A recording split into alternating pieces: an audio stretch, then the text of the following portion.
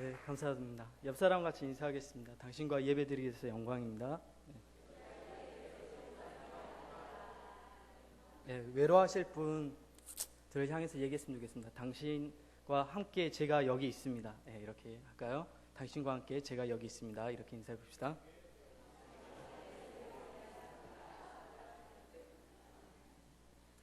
식사 맛있게 하셨어요? 네. 친구 전사가 유치부를 맡은 친구죠. 새로 교임에 부임했는데 유치원생들 앞에서 너무 떨렸대요. 처음 인사를 해야 되는데 뒤에 선생님들 쭉 서 계시고 첫 인사 식사들을 하셨습니까? 이렇게 인사를 했대요. 그래서 저도 인사를 식사 맛있겠냐고 해봤습니다. 훌륭한 전임 전도사님 유지를 받들어서 누가복음 강의를 이어서 하려고 합니다. 물론 기대하지 않는 게 좋습니다. 잘 못합니다. 마음 편안하게 얼마나 잘하나 보자 이렇게 보시지 마시고 머리 아프니까 그냥 편하게 들으세요. 그냥 그런갑다 부족한갑다 이렇게 생각하면 좋을 것 같습니다. 대신 하나님 말씀을 예언하니까 여기서 예는 미리 예자가 아니에요. 맡길 예. 무슨 말씀이신지 아시죠? 하나님의 말씀을 맡은 사람 맡길 예언을 하니까 하나님 말씀 목회자가 부족한 거지 하나님 말씀 부족한 건 아니니까 이렇게 이해하시고 설교를 들어주시면 좋겠습니다. 오늘 나는 누구인가라는 제목을 가지고 하나님 말씀 증거하도록 하겠습니다. 우리가 살펴볼 누가복음은 사복음서 중에 하나입니다. 사복음서는 마태, 마가, 누가, 요한 이렇게 신약 성서의 4개의 첫 복음서를 사복음서라고 얘기해요. 그 중에 마태, 마가, 누가를 공간복음이라고 합니다. 공간복음은 뭐냐면 공통된 시각으로 바라보는 거예요. 제가 여러분을 바라볼 때 여기서 바라볼 수도 있지만 오른쪽에서 바라볼 수도 있잖아요. 하나의 사건을 왼쪽에서 바라볼 수 있고. 근데 이 세 사람이 공통된 관점으로 바라봤다고 해서 공간복음이라고 이야기합니다. 그래서 요한복음하고 마태, 마가, 누가 공간복음은 약간 그 순서나 차이가 조금 다릅니다. 바라보는 시각이 다르기 때문에. 여러분이 지금 저를 바라보신 이쪽에서 바라보신 분들이 있고 이쪽에서 바라보신 분들이 있겠지만 저 잘 나오는 각도가 있어요. 얼굴이 잘생기게 느껴지는 각도가. 그것처럼 좀 시각이 다르기 때문에 공간복음이라 이렇게 얘기합니다. 강의이기 때문에 누가복음 물론 이제 그 전임 전사님이 충분히 소개했을 거라고 생각되지만 제가 그래도 잊어버리셨죠? 그래야지 오늘 설교가 이어집니다. 네.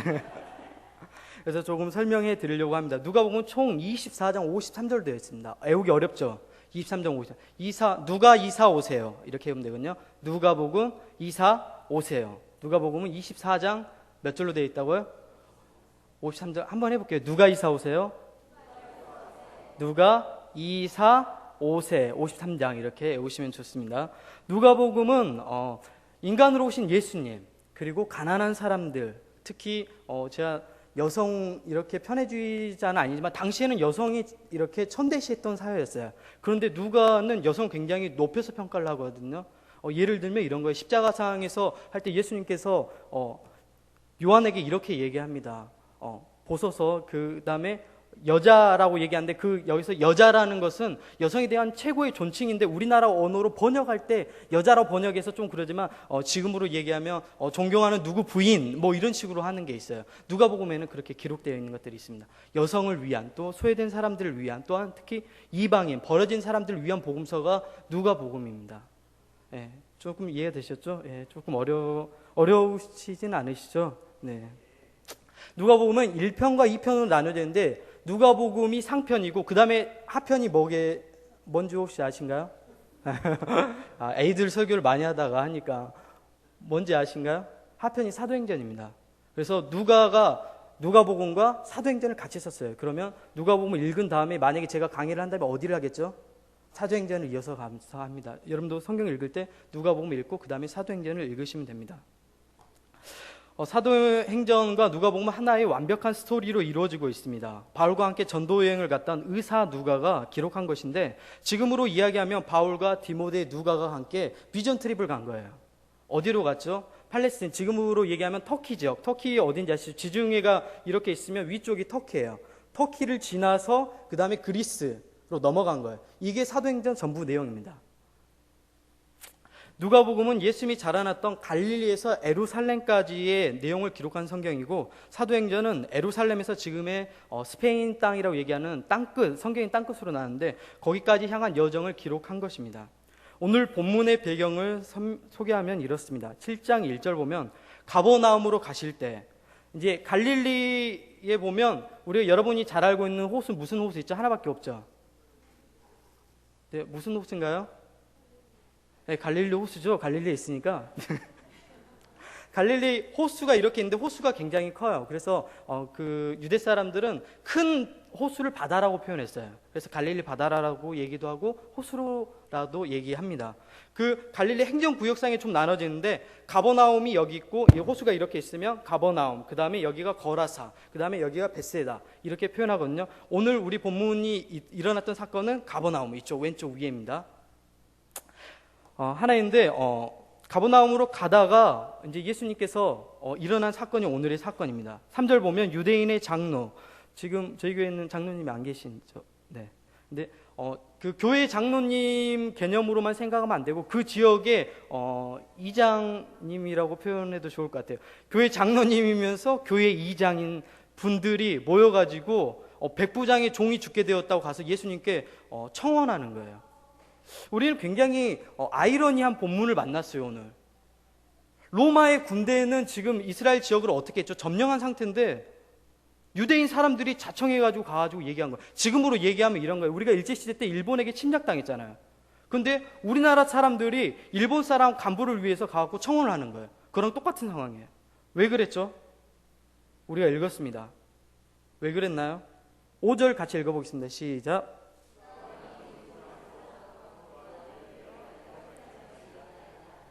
네, 이해가 좀 되시죠? 네. 로마 사람인데도 불구하고 정복지 주민이었던 이스라엘 민족을 사람답게 대우해줬어요. 사람답게. 그리고 그들의 문화까지, 회당을 지어줬다는 건 뭐예요? 그들의 문화까지 인정해줬다는 거예요. 종교성을 가지고 있는 문화까지 인정한 겁니다. 이 정도만 살펴보면 우리가 살펴볼 백부장이라는 사람이 얼마나 좋은 사람인지 우리 알 수 있겠죠. 네, 이해가 다 안 되나요? 굉장히 좋은 사람이었습니다. 그리고 당시 백부장이라는 그런 이제 로마 제도가 10부장, 이제 100부장, 100명의 수하를 거느리고 있으면 100부장, 1000부장은 1000명의 수하를 거느리고 있습니다. 100명의 수하를 거느리고 있는 그런 중대장급의 사람이었는데 돈이 그렇게 많지는 않았는데도 불구하고 유대 사람들 위해서 회당을 지어줬다고 해요. 자신의 사비를 털어서 굉장히 좋은 일을 한 겁니다. 그래서 유대 장로들이 예수님께 가서 청원하는 거예요. 예수님이 그 지역으로 온다고 하니까 예수님께 가서 청원한 거예요. 그리고 뭐라고 얘기하죠? 고쳐달라고 좀 얘기하는 겁니다. 6절 보면 다행히 그 집은 멀지 않았다고 성경은 우리에게 말해줍니다. 고저 예수님이 백부장의 집에 간다는 소문이 파닥에 퍼집니다. 이 사실을 접한 집주인 백부장은 예수님께 급히 사람을 보냅니다. 그리고 이렇게 메시지를 전합니다. 주여 수고하지 마옵소서. 뭐라고 하죠? 자기 집까지 오는 그런 수고를 하지 말라고 얘기합니다. 내 집에 들어오심을 나는 감당하지 못하겠나이다. 그러므로 내가 주께 나아가기도 감당하지 못한 줄 알았나이다. 말씀만 하소서. 이게 백부장의 믿음이었습니다. 그러니까 예수님께서 뭐라고 칭찬하죠? 예수님께서 이렇게 칭찬한 성경 구절을 제가 찾아보지 못했어요. 이 백부장이 40일 금식 기도를 하지도 않았습니다. 11조를 교회에서 가장 많이 낸 사람도 아니었습니다. 그런데 예수님께서 칭찬합니다. 제가 읽어드리겠습니다. 내가 너희에게 이르노니 이스라엘 중에, 지금으로 얘기하면 첨단 지역 10만이라고 그랬나요? 첨단 지역이? 제가 듣기로 10만이라고 들었는데 제대로 된 정보인지 모르겠네요. 10만, 이 사람들 중에 이만한 믿음을 보지 못하였다고 예수님이 칭찬한 거예요. 야, 대단한 칭찬이죠. 여러분도 이런 칭찬 받았으면 좋겠죠? 네. 별로 안 받고 싶은 것 같아요. 오늘 본문은 그 다음에 일어난 사건이 뭐죠? 그 백부장의 종이 뭐예요? 낫게 되었어요. 아픈 사람이 치료받는다는 건 매우 기쁜 일입니다. 저도 가족 중에 치료받았으면 좋겠다고 생각하신 분이 있습니다. 그렇게 해석하고 싶었어요. 막 간절하게 오늘 이 본문을 접하면서. 그러나 저는 이제 목회자로서 성경을 바르게 해석해야 될 임무가 있기 때문에 오늘 주는 메시지는 그게 아니기 때문에 다른 곳에 포커스를 두고 이야기하려고 합니다. 오늘 본문은 치료에서 나았다는 게 포커스가 아닙니다. 백부장 사건을 통해서 믿음의 선배인 누가가 하려고 했던 말은 예수님이 누구인가를 말하고 싶어 하는 것입니다. 특히 백부장을 고쳤던 예수님에 대해서 말하고 있는 것입니다. 예수님에 대한 이해는 사람마다 다릅니다. 오히려 신앙 안에 있는 사람들이 예수님을 더 초라하게 생각하는 경우가 많습니다. 오늘 본문에 나오는 백부장의 위대한 발견이 무엇입니까? 바로 예수님을 통해서 자기 자신이 누구인지 발견한 사람입니다. 많은 사람들이 다른 기준으로 자기 존재가 내가 누군지 알려고 합니다. 그렇다면 나는 도대체 누구일까요? 이 질문의 해답을 어떻게 찾을 수 있습니까? 오늘 말씀이 백부장을 통해서 우리에게 주고 있는 것입니다. 크게 두 가지 관점으로 생각해 볼 수 있는데요. 하나는 개인이라는 관점에서 생각해 보고 하나는 공동체라는 관점에서 생각해 보려고 합니다. 먼저 개인의 정체성에 대해서 이야기하려고 합니다. 오늘 설교 제목이죠. 나는 누구인가? 예. 사람들이 당신은 누구세요? 라는 질문을 많이 합니다. Who are you? 이렇게 물어보죠. 영어로 얘기하면 다 한 번씩 중학교 때 들어보셨을 겁니다.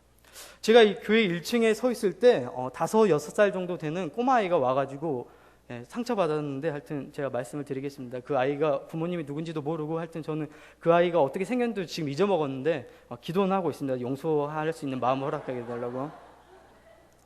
왔는데 아저씨 누구세요? 그러더라고요. 제가 교회 이제 오니까 처음 보는 거 아니에요. 그러니까 아저씨 누구세요? 굉장히 기분 나쁘고 화났는데 전도사라서 이렇게 웃으면서 대답했습니다. 나 전도사야.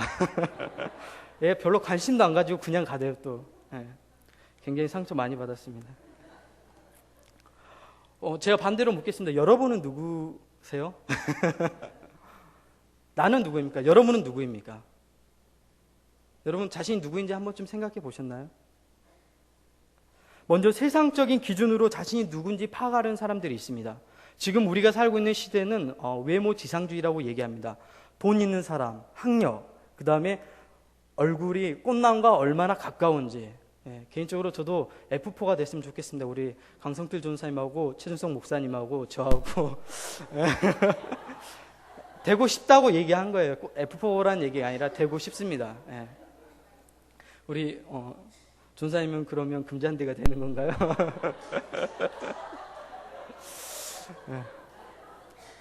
돈이 얼마나 많이 있는지가 또한 얼마나 좋은 학력을 가지고 있는지에 대해서 사람이 자기 정체성을 파악하는 시대입니다. 세상적인 기준으로 평가하면 저는 지금 6만 원짜리의 정장을 입고 있고 넥타이 5,000원, 와이셔츠 15,000원, 8만 원의 사람입니다. 세상적인 사람들이 기준으로 얘기하면 저희 정체성은 이거예요. 8만 원짜리 유병철 8만 원. 외모 전혀 꽃남과 성형을 하면 어쩔지 모르겠지만 가깝지 않습니다.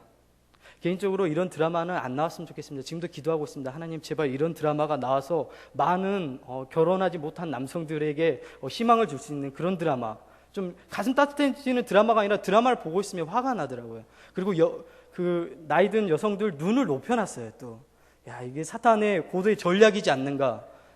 이 시대를 향한 꽃남 그런 거 우리가 안 봐줘야지 시청률도 없고 재미도 없고 이런데 사람들이 많이 보기 때문에 그렇게 되는 것 같습니다. 전 사실 영화배우가 되는 게 꿈이었습니다. 그래서 고교 시절에 연극 극단에서 배우기도 했습니다. 실제로 대학도 한국종합예술대학교를 98년도에 입학하려고 준비했습니다.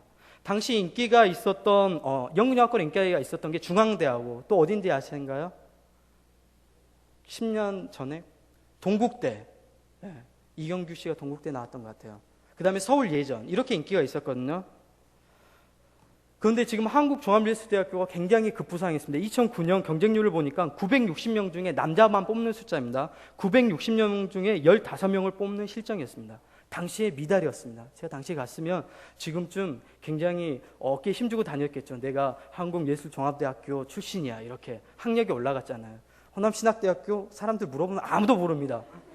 양림동에 사는 사람들만 압니다. 지금 좀 어깨에 힘주고 이렇게 다녔을 텐데 당시에 저와 함께 이 대학을 가기 위해서 꿈꿨던 남자가 있었습니다. 누군지 아신가요? 탤런트 장동건 씨입니다. 제가 지금 학교를 그때 선택해서 갔더라면 어떻게 된지 아시죠? 장동건 씨와 동창입니다. 같이 어울리면서 다니고 여러분 사인도 받아줄 수 있었겠죠. 교회는 여전히 다니고 있었겠지만 그렇게 인생의 기로에 있어서 제가 만약 그렇게 선택했다면 굉장히 크게 판도가 달라졌을 겁니다. 그렇다고 해서 제 정체성이 달라지나요? 저라는 사람이 더 높아졌나요? 그러지 않습니다. 여러분, 우리가 무엇을 가지고 있냐, 어떤 학력을 가지고 있냐, 뭐 얼마나 많이 가지고 있냐, 그게 우리를 평가해 주지도 않습니다. 이게 오늘 본문에서 우리가 찾아야 될 메시지입니다. 자신의 정체성을, 로마의 백부장 얼마나 높은 사람이었습니까? 지휘적으로 권력을 가진 사람인데 불구하고 그 사람이 누굴 만났을 때, 예수님 앞에 만났을 때 얼마나 자기 자신이 초라했는지 알 수 있었습니다. 로마서 12장 2절은 우리에게 이렇게 얘기합니다. 너희는 이 세대를 본받지 말고. 이 세대는 뭐예요? 이건 성경 2000년 동안 흘러왔으니까 매 시대마다 변하는 세대를 본받지 말고, 그 다음에 뭐예요? 마음의 변화를 받아. 여기서 마음이라는 건 헬라어로 뉴스예요. 뉴스가 뭐냐면 하나님의 마음이라고 생각하면 좋아요. 하나님의 정신, 그것을 우리의 마음에 받아서 뭐예요? 새롭게 하라고 얘기하는 거예요. 우리는 어떤 마음을 받죠? 세상의 마음을 받습니다. 그래서 남자 기준 얘기하면 꽃남의 기준이 되고, 저같이 뭐 키 작고 외모 좀 평범하고 돈 없고 가진 거 없으면 어떻게 되죠? 죽어야죠. 이게 세상이 주는 정신입니다. 그러나 오늘 소망의 메시지가 여기 있습니다. 하나님께서는 그런 정신을 본받지 말고 뭐예요? 하나님의 정신. 너희는 이 세대를 본받지 마라고 합니다. 여러분, 이 세대를 본받지 마시기 바랍니다. 두 번째로, 자기 스스로 자기에다 기준을 두고 살아가는 사람들이에요. 이런 사람들을 만날 때면 참 부럽습니다. 자신은 어떤 사상에도 종교에도 의지하지 않고 멋있게 살아간다고 이런 사람들을 얘기합니다. 실제로 보면 굉장히 멋있어요. 그리고 대개 이런 사람들은 성공에 있습니다. 좋은 위치에 있고 좋은 학력을 가졌고, 그러나 곧 이 사람들은 자신의 바닥을 경험하게 됩니다. 시간이라는 흐름 앞에서 넘어지는 사람들, 연예인들 특히 많이 볼 수 있습니다. 마음 가운데 미칠 정도로 밀려는 그 공허함을 해결하지 못해서 약물에 의존해야 되는 사람들이 이러한 사람들입니다. 자기 자신이 기준이 되어서 나는 내 자신을 믿고 내 중심으로 살아간다, 나의 정체성은 내가 결정하는 거야, 이렇게 했던 사람들이 어느 순간에 무너지는 걸 봅니다. 미국의 팝 가수 중에 제가 굉장히 좋아하는 가수가 있어요. 4대 디바에 포함되는데 휘트니 휴스턴이라는 가수예요. 여러분은 영화 바디가드에서 케빈 코스너와 함께 여자 흑인 배우 있잖아요. 안 보셨나요? 네, 거룩하게 사시기 때문에 영화를 안 보시나 보네요. 굉장히 오래전 영화인데 거기서 그 노래를 불렀던 가수인데 굉장히 노래를 잘해요. 그리고 이 가수는 교회 성가대 출신이었어요. 머라이어 캐리도 어렸을 때 교회 성가대 출신인 거 아시죠? 교회 성가대 출신에서 유명한 가수들이 원래 나오는 것입니다. 네, 우리 교회도 그런 가수들이 나왔으면 좋겠습니다. 제 바람입니다.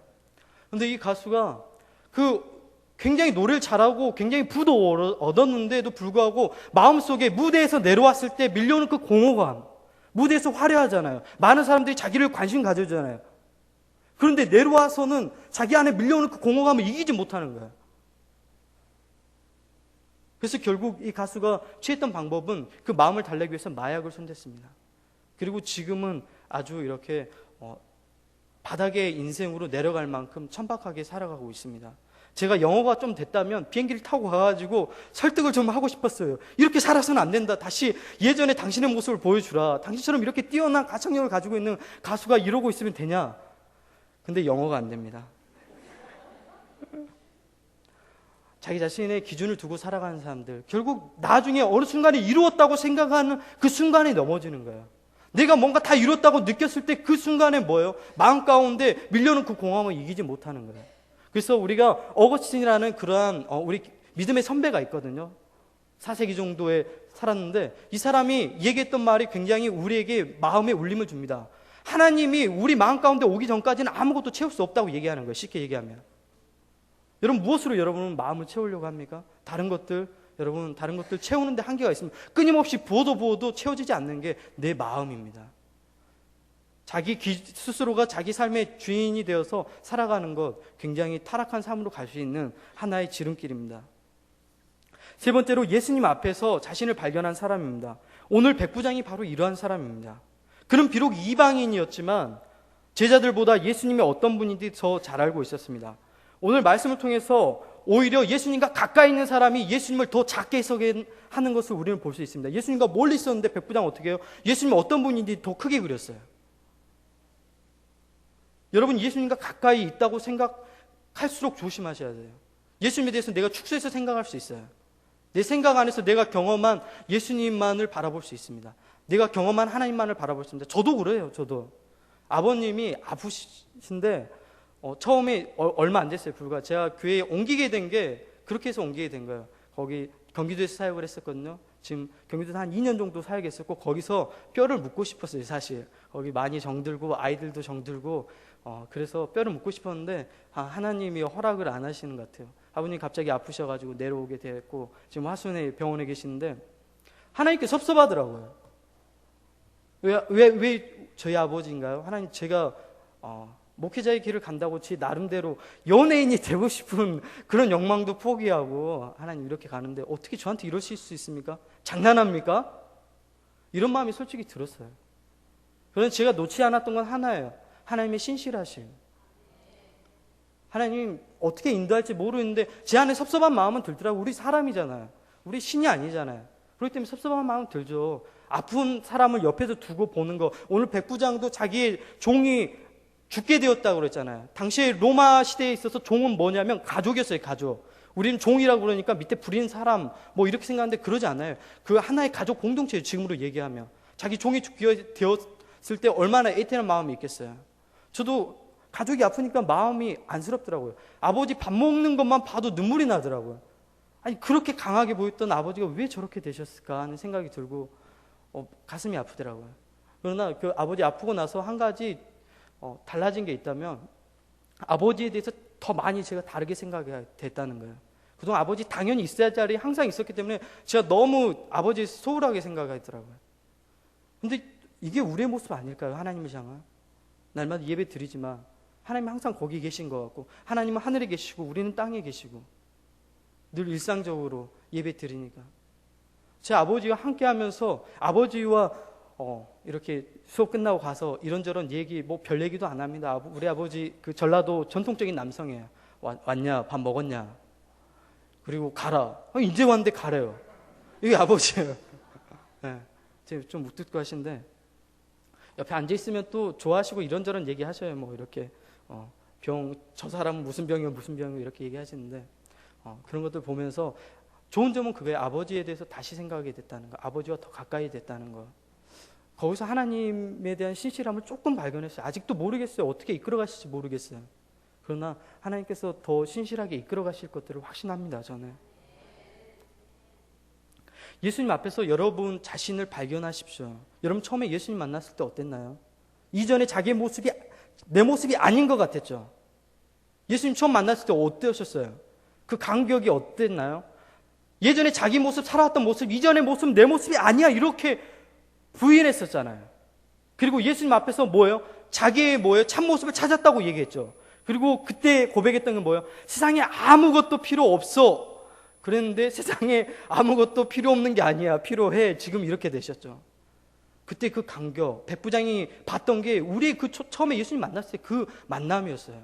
여러분도 이러한 만남이 있어야 됩니다. 여러분도 이러한 만남을 경험하시기 바랍니다. 오늘 이 말씀 백부장이 경험했던 게 여러분 동일하게 똑같이 우리도 경험할 수 있습니다. 중요한 건 뭐죠? 자신을 부인하면서 나아가는 거예요. 백부장이 뭐라고 그랬죠? 자기의 죄를 부인했잖아요. 예수님 우리 집에 오지 마십시오. 저는 예수님이 우리 집에 올 만큼 예수님이 그렇게 거룩한 분인데 저같이 천한 사람이 집에 옵니까? 오지 마십시오. 말씀만 하시옵소서. 이게 백부장의 고백이었습니다. 이게 우리의 고백이 돼야 됩니다. 두 번째로 공동체에 대해서 살펴보려고 합니다. 여러분 예수님이 백인이었습니까? 아니면 동양인이었습니까? 네? 예수님이 동양인이었습니까? 서양인이었습니까? 예, 우리 영화 부활절도 봤는데 더 패션 오브 더 크라이스트 보면 예수님이 서양인으로 나오죠. 180 정도의 키, 178 정도 키에 굉장히 잘생긴 외모의 예수님이 나오는데 예수님은 그런 외모가 아니에요, 여러분. 예수님은 저 같은 외모라고 생각하면 좋습니다. 팔레스틴 지역이었고 키가 좀 작았을 거라고 추정되고 셈족이었기 때문에 우리 동양인이었어요. 그러니까 영화를 만들면 한국에서 만들어야죠. 예, 만드시기 바랍니다. 노아의 세 아들이 있었습니다. 노아의 홍수 이후에 살아남은 사람이 몇 명 살아남았습니까? 8명이 살아남았습니다. 노아와 그의 와이프 그리고 세 아들 그 다음에 세 며느리 이렇게 8명이 살아남았거든요. 그 세 아들 이름이 셈, 함, 야벳입니다. 셈 족속이 우리 아시아인의 근간이 되었고 함 족속이 아프리카 흑인들의 근간이 되었고 그 다음에 야벳이 유럽 족속의 근간이 되었어요. 근데 오늘 아브라함은 누구의 후손이에요? 셈의 후손입니다. 성경에 나와 있는 얘기입니다. 창세기 11장에 나와 있습니다. 전혀 딴 얘기하는 것처럼 느끼시는 것 같은데, 창세기 11장에 셈의 족보가 나옵니다. 이 셈의 후손 가운데 12장에 보면 누가 나와요? 아브라함이 나와요. 그 아브라함 다음에 이어진 사람이 누굽니까? 아이야요, 이삭, 야곱, 요셉 이어지고, 그 다음에 쭉 이어와가지고 다윗, 그 다음에 예수님 쭉 이어옵니다. 우리의 공동체의 정체성 뭐예요? 우리가 누구의 후손입니까? 셈족의 후손입니다. 그럼 예수님과 같은 친척이란 말이에요. 이게 우리의 정체성이에요. 누가복음에는 누가복음 3장 23절부터 38절까지 올라가면 어디까지 올라간 줄 알아요? 노아부터 거꾸로 올라가요. 예수님부터 시작해갖고 족보가 계속 올라갑니다. 제가 방금 얘기했던 거죠. 결국 위에 아담까지 올라가요. 그 다음에 아담 위에는 누구라고 얘기한 줄 알아요? 하나님이라고 얘기해요. 그래서 하나님이 우리 아버지가 되는 겁니다. 누가복음이 이만큼 철저하게 족보라는 게 그렇게 중요해요. 우리 족보 읽을 때 왜 마태복음 처음부터 족보가 나오는 거예요? 지루하게. 아니에요, 여러분. 족보가 그 정체성을 나타내는 가장 중요한 거예요. 하나님이 우리 아버지 되는 이유를 성경이 정확히 기록해주고 있습니다. 우리의 아버지가 누구라고요? 하나님입니다. 이게 우리의 공동체성이에요. 예수나무 교회. 창세기 3장에 생명나무하고 그 다음에 선악과가 나옵니다. 나오죠? 처음 듣는 얘기이신 것 같은데 3장 24절에 나옵니다. 생명나무. 계시록 22장 19절 우리 교회 표어죠. 19절에 뭐예요? 생명나무가 또 나옵니다. 이 생명나무가 의미하는 것은 그리스도를 의미합니다. 그럼 예수나무 교회는 뭐죠? 네, 십자가 맞죠. 예. 그리스도를 뭐예요? 품는 교회잖아요. 전하는 교회잖아요. 그러면 여러분의 개인의 정체성을 앞에 백부장을 통해서 찾았으면 우리 교회 정체성은 뭡니까? 이 첨단 지역에서 우리가 해야 될 일은 무엇입니까? 생명나무가 되는 거야. 그 생명나무를 통해서 사람들이 뭘 보죠? 희망을 보는 거예요. 희망. 그리스도를 통해서 희망을 보는 것처럼. 바꿔 말하면 소망이 없는 사람에게 아직 소망이 있다고 얘기하는 게 우리의 역할입니다. 우리의 정체성을 가지고. 이게 오늘 성경이 주는 우리에게 주는 메시지입니다. 여러분 이제 어떻게 살아가시려고 합니까? 여러분의 기준, 여러분의 정체성은 아직도 세상 가운데 그 기준으로 여러분의 정체성을 파악하려고 합니까? 여러분 그렇게 살지 마십시오, 여러분. 그건 하나님 원하시는 길이 아닙니다. 여러분 누굴 통해서 발견해야 된다고요? 예수님을 통해서. 여러분 하는 일이 하찮다고 생각될 때가 있죠. 내가 하는 일이 이게 뭐. 여러분은 한 일이 얼마나 소중한지 여러분 스스로는 모릅니다. 여러분의 삶의 주인공은 여러분이에요. 우리 이 시대의 삶의 주인공은 꽃남이 아닙니다. 여러분 한 사람 한 사람이 주인공이에요. 하나님의 카메라는 여러분 개개인을 향해서 향해 있습니다. 그리고 나머지 사람이 엑스트라예요. 저의 삶에 있어서 나머지 여러분들은 다 엑스트라고 하나님 앞에서 제가 주인공입니다. 제가 이렇게 하나님 앞에 클로즈업 되어 있는 거예요. 여러분 삶이 하나님 앞에 클로즈업 되어 있는 거예요. 나머지 사람들 세상에서 잘 나간다고 얘기하는 이명박 장로님, 좀 죄송한 말이지만 하나님께서 클로즈업 하실지 모르겠어요. 네. 여러분 한 사람 한 사람 여러분이 하고 있는 일 얼마나 가치 있는 일인데요. 그 일이. 그게 우리 크리스천의 정체성이에요. 여러분이 생명나무 역할을 하고 있는 거잖아요. 한 주간 살아갈 때 이 마음을 갖고 마음이 흔들릴 때마다 내 안에 정체성을 물어오는 다른 질문들이 올 때마다 여러분 오늘 이 백부장의 믿음의 고백을 기억하시면서 하나님 저도 이런 백부장의 믿음을 가지고 세상을 살아가겠습니다. 거대한 세상이란 파도 조금만 지나면 지나가요. 여러분 계속 오는 거 아니에요.